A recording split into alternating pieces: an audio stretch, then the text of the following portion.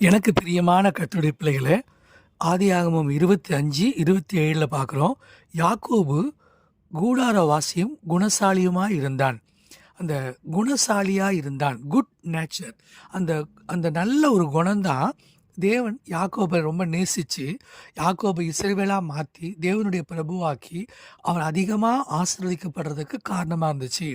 இப்போ பைபிளில் ரூத்து கூட பார்த்தீங்கன்னா, ரூத் 3ஆம் அதிகாரம் 11ஆம் வசனத்தில், நீ குணசாலி என்பதை ஊரார் எல்லாரும் அறிவார்கள்.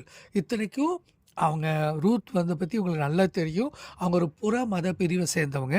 இருந்தாலும் அவங்க கர்த்தரால் தெரிந்து கொள்ளப்பட்டு அவங்க சந்ததியில் கிறிஸ்து பிறக்கிறதுக்கு காரணமாக இருந்தது எதுன்னு கேட்டிங்கன்னா, ரூத்துக்கிட்ட இருந்த அழகு மட்டும் இல்லை, அழகு அல்ல, வெளிப்புற தோற்றம் அல்ல, அவங்களுடைய குணாதிசயம்தான் அவங்கள அந்த கிறிஸ்துவின் சந்ததியே அவங்க வாழ்க்கையில் பிறக்கிறதுக்கு காரணமாக இருந்துச்சு. அங்கே பார்க்குறோம், நீ குணசாலி என்பதை ஊரார் எல்லாரும் அறிவார்கள். நீதிமொழிகள் 31ஆம் அதிகாரத்தில் பார்க்குறோம், குணசாலியான ஸ்திரியை கண்டுபிடிக்கிறவன் யார்? அவங்க எத்தனை தான் இருந்தாலும் அதில் நிறைய குணாதிசயங்கள் போட்டிருக்கோம். அவ்வளவும் இல்லைனாலும் முடிஞ்ச வரைக்கும் ஒவ்வொரு ஸ்திரீகளும் அப்படி ஒரு குணசாலியாக இருந்தால் கண்டிப்பாக கிறிஸ்து நமக்குள்ளே உருவாக்கப்படுவார்.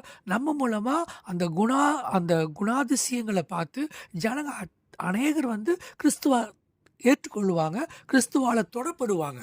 2 பேதுரு 1ஆம் அதிகாரம் 4ஆம் வசனத்தில் படிக்கிறோம், திவ்ய சுபாவத்துக்கு நாம் பங்குள்ளவர்கள். கர்த்தரோட, தேவனோட, ஏசப்பாவோட நம்ம எந்த அளவுக்கு நெருங்கி நம்ம ஜெபத்தில் வேத வார்த்தைகளில் இருந்து நம்ம கீழ்ப்படுத்தி அந்த வசனங்களுக்கு நம்ம உட்படுத்தி கொள்கிறோமோ அந்த அளவுக்கு நமக்குள்ள அந்த நேச்சர், அந்த சுபாவங்களே மாறி அது ஒரு திவ்ய சுபாவமாக மாறிடும். ஒரு மனுஷன் எத்தனை ஆத்துமாக்களோட, எத்தனை மனிதர்களோட இசைந்து போக முடியுமோ அத்தனை ஆத்துமாக்களை அவங்களால ஆதாயம் பண்ண நிச்சயமாக முடியும். நம்ம இன்னைக்கு உலகத்தில் போய் நின்று நம்முடைய லைஃப்பில் நம்ம கிறிஸ்துவுக்குள்ளே போய் சுவிசேஷம் சொல்லணுன்னா ஒரே ஒரு வழி என்னென்னா, நம்மளோட வாழ்க்கை தான் அவங்களுக்கு சுவிசேஷமாக அமையணும்.